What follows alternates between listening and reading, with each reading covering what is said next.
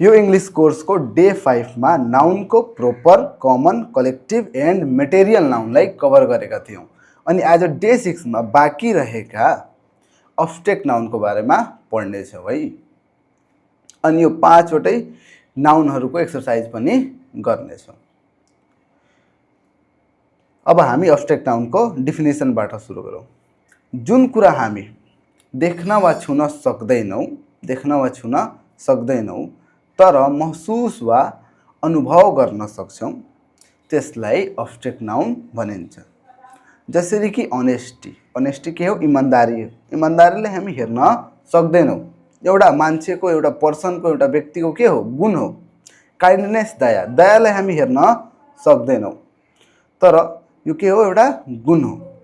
यहाँ क्याटेगोरीहरु पनि छुट्याइएको छ। Quality, feeling, state, action, idea. यो क्याटेगोरी राम्ररी बुझ्नको लागि मात्र छुट्याइएको हो। तपाईले कुन वर्ड चाहिँ कुन क्याटेगोरीमा पर्छ भने रट्नु पर्दैन है, मात्र बुझेर पुग्छ। अब विजडम, बुद्धि, पेशेन्स, धैर्य, ब्यूटी, सुन्दरता। अब यहाँ कन्फ्युजन के आउँछ कि ब्यूटी, ब्यूटीफुल अनि ब्यूटीफुल्लीमा चाहिँ फरक के हो? धेरै जनाले के गर्छ त्यसले सबैलाई मिक्स गरिदिन्छ है। ब्यूटी के हो? नाउन हो। ब्यूटीफुल के हो? एडजेक्टिभ हो। अनि ब्यूटीफुल्ली के हो? एडभर्ब हो। जसरी कि म एउटा एक्जाम्पल हेराउँछु है। ब्यूटी के हो? अब्स्ट्रैक्ट नाउन हो। यो चाहिँ सब्जेक्ट वा अब्जेक्ट हुन सक्छ। ब्यूटीफुल के हो? एडजेक्टिभ हो। एडजेक्टिभ को काम के हो? कुनै पनि नाउन या प्रोनाउनलाई डिस्क्राइब गर्ने, त्यसको बारेमा बताउने। ब्यूटीफुल्ली के हो? एडभर्ब हो। यसले के गर्छ? एडभर्बले भर्बको बारेमा बताउँछ, कार्यको बारेमा बताउँछ, एक्सनको बारेमा बताउँछ है। म तपाईलाई अहिलेसम्म एडजेक्टिभ र एडभर्ब पढाएको छैन है। यसको लागि सेपरेट म भिडियो बनाउने छु। अनि तीनटैलाई एक ठाउँमा राखेर एक्जाम्पलका साथ यिनीहरुलाई कम्पेयर पनि गर्ने छौ है। अब आयो फिलिङ, भावना। लभ के हो? प्रेम। लभ, प्रेम के हो? एउटा फिलिङ्स हो। ह्याप्पीनेस के एउटा फिलिङ्स हो। सैडनेस के एउटा फिलिङ्स हो। सबै वर्डहरु के हो? एउटा फिलिङ्स हो। यिनीहरुलाई हामी छुन वा हेर्न सक्दैनौं तर महसुस वा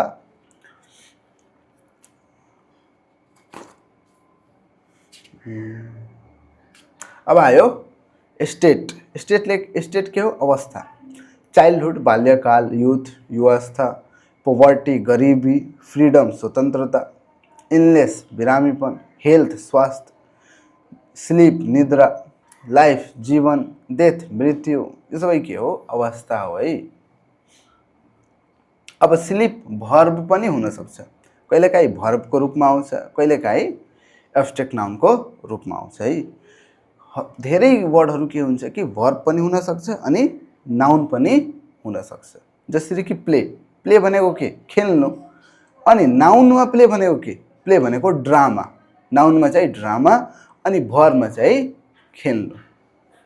action, speech, growth, arrival, decision, discussion, payment, development. यो सबै के हो? एक्सनमा पर्छ है, जसले हामी हेर्न सक्दैनौं। यो हेर्ने कुरा होइन, टच गर्ने कुरा होइन। यो के हो? विचार, idea, democracy, equality, friendship, culture, justice, responsibility. Responsibility त हेर्ने कुरा होइन नि, टच गर्ने कुरा होइन नि। टाइम, यो सबै के हो? नहेर्ने, न टच गर्ने कुरा हो। अब चाहिँ यसमाथि एब्स्ट्रैक्ट नाउन माथि चाहिँ हामी अलिकति एक्सरसाइज गरौँ है।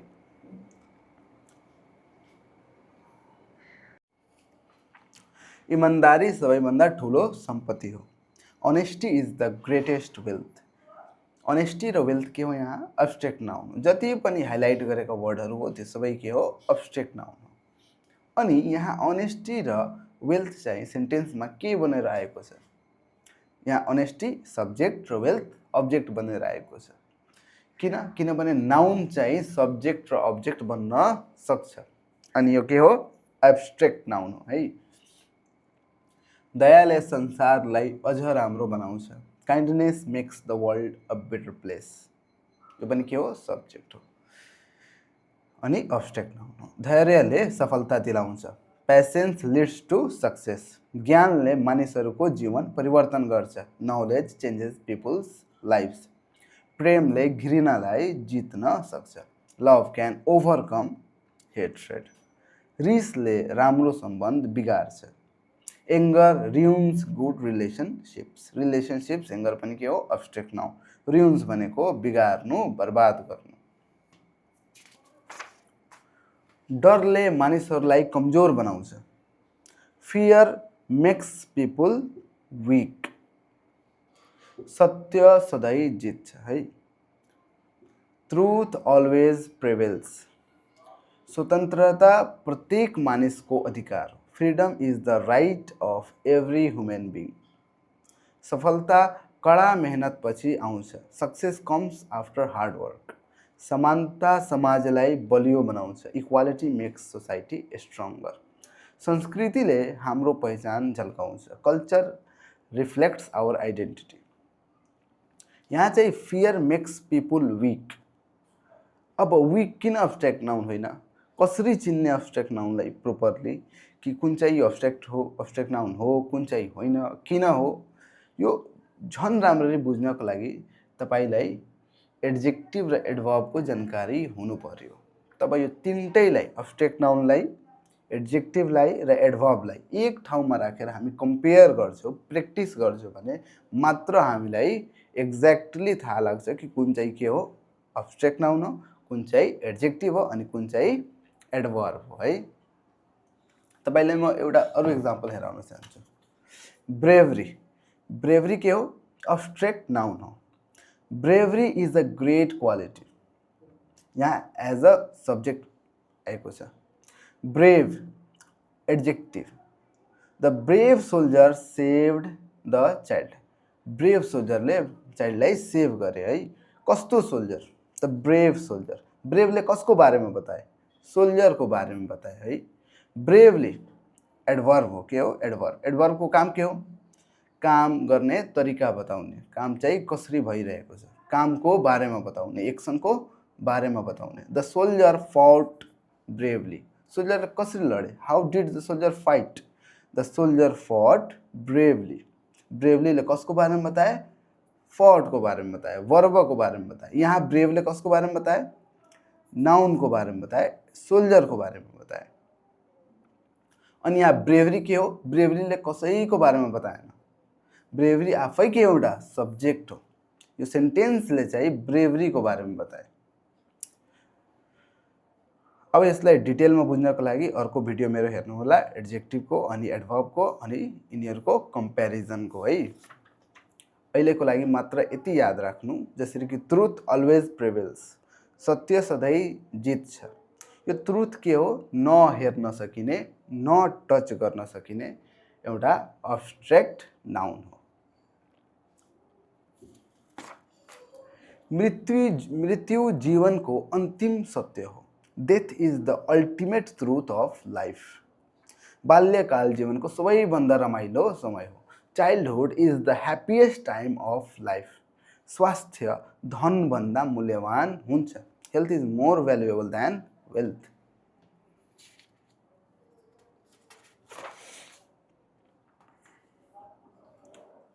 अब चाहिँ हामी यो एक्सरसाइज गर्ने है।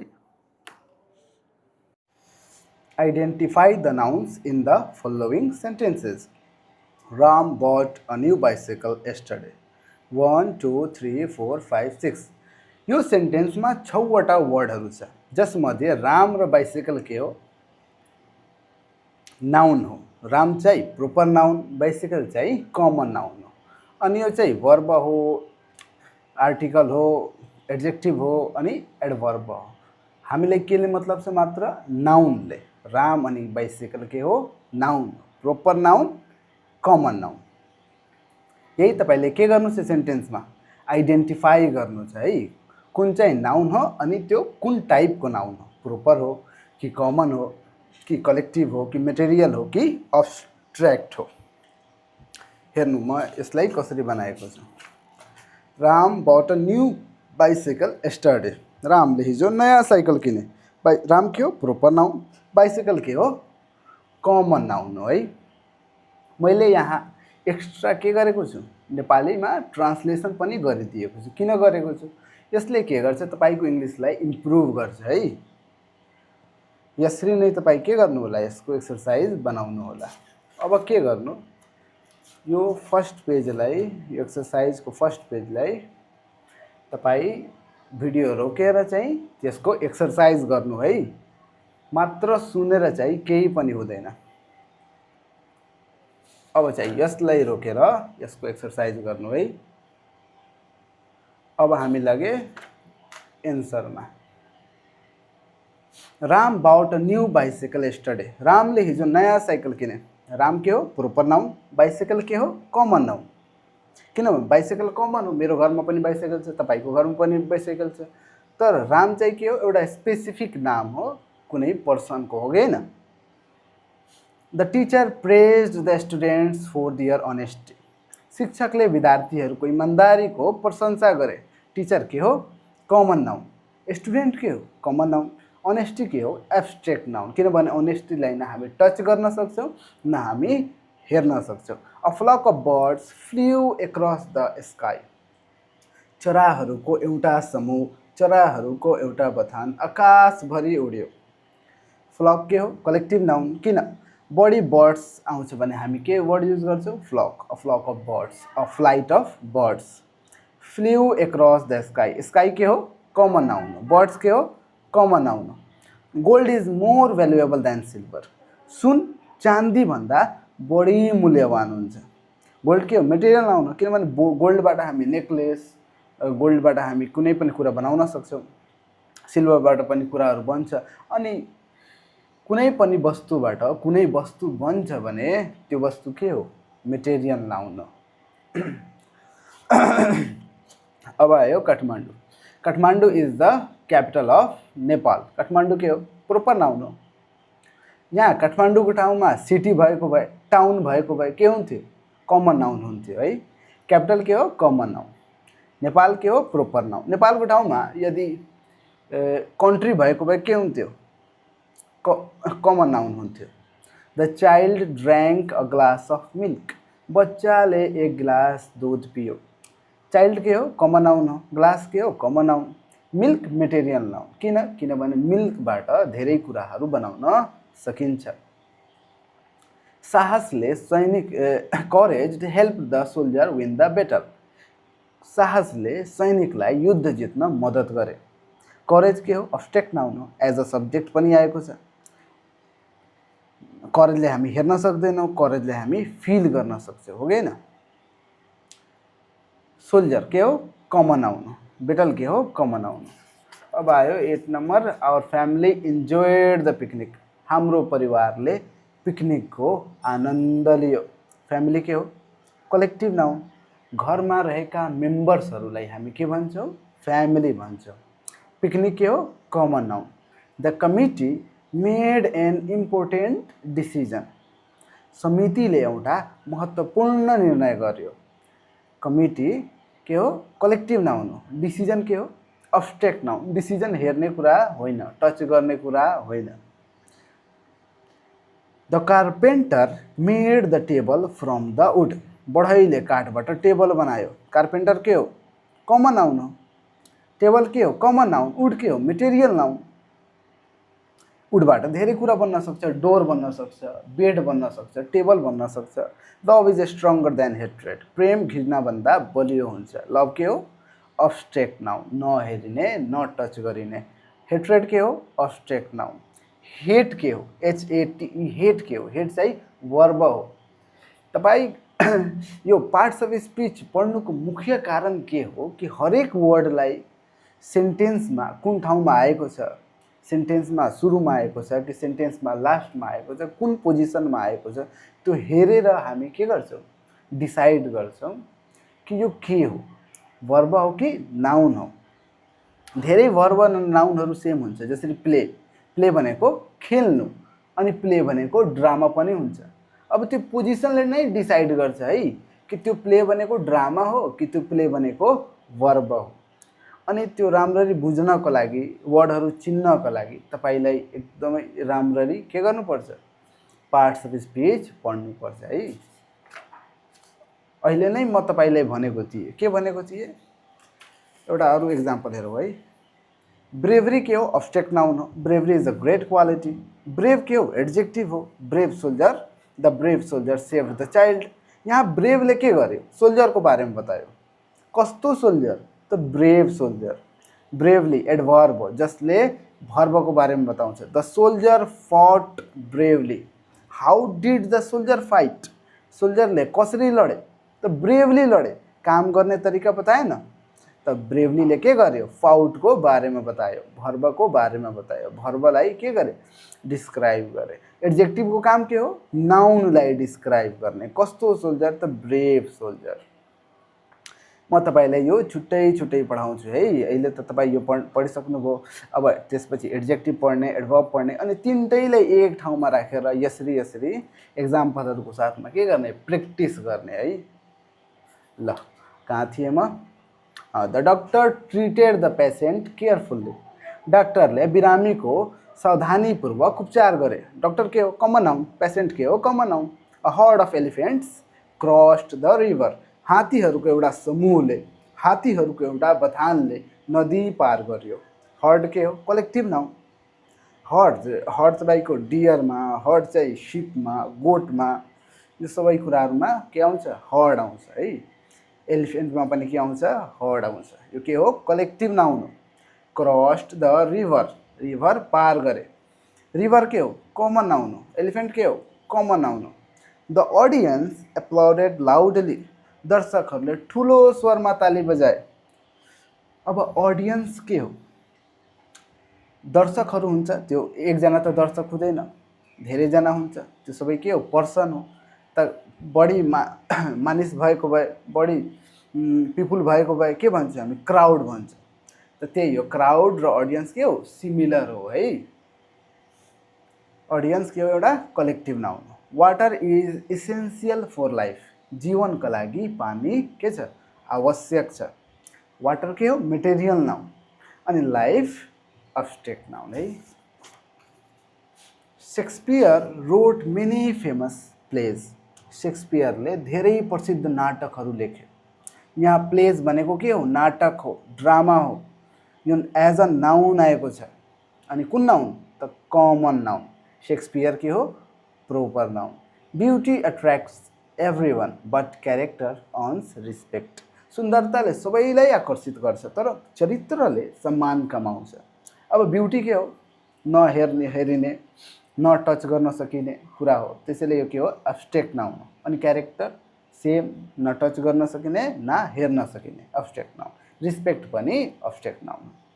अब यहाँ रिस्पेक्ट कहिलेकाहीँ हामी वर्बको रूपमा पनि हेर्छौँ। I respect him he respected me तर यहाँ वर्बको रूपमा आएको छैन यहाँ नाउनको रूपमा आएको छ। बट क्यारेक्टर सब्जेक्ट हो अर्न्स रिस्पेक्ट अब्जेक्ट हो गएन तो यहाँ एज अ नाउन बनेर आएको छ। अनि के हो अब्स्ट्रैक्ट नाउन हो। The police caught the thief. प्रहरीले चोरलाई पक्राउ गर्यो। पुलिस के हो कलेक्टिभ नाउन। अब एकजना पुलिस हुन्छ केटा भयो भने policeman common noun. Police women common noun. Police officer common noun. तर पुलिस के हो हामी प्रहरीको टोलीलाई बुझ्छौँ पुलिसले त्यसैले यो के हो कलेक्टिभ नाउन हो है। अनि थिफ चाहिँ कमन नाउन हो। अब आयो iron is use to make many tools. धेरै औजार बनाउन फलाम प्रयोग गरिन्छ। आइरन के हो मटेरियल नाउन हो। आइरनबाट धेरै कुराहरू बन्न सक्छ। टुल्स के हो कमन नाउन हो। Knowledge gives people confidence. ज्ञानले मानिसहरूमा आत्मविश्वास जगाउँछ। नलेज के हो अब्स्ट्रैक्ट नाउन हो। पिपुल के हो कमन नाउन हो। अनि कन्फिडेन्स पनि के हो अब्स्ट्रैक्ट नाउन हो। अब चाहिँ नेक्स्ट भिडियोमा हामी के पढ्ने प्रोनाउन पढ्ने त्यसपछि एडजेक्टिभ पढ्ने अनि त्यसपछि एडभर्ब पढ्ने है। ल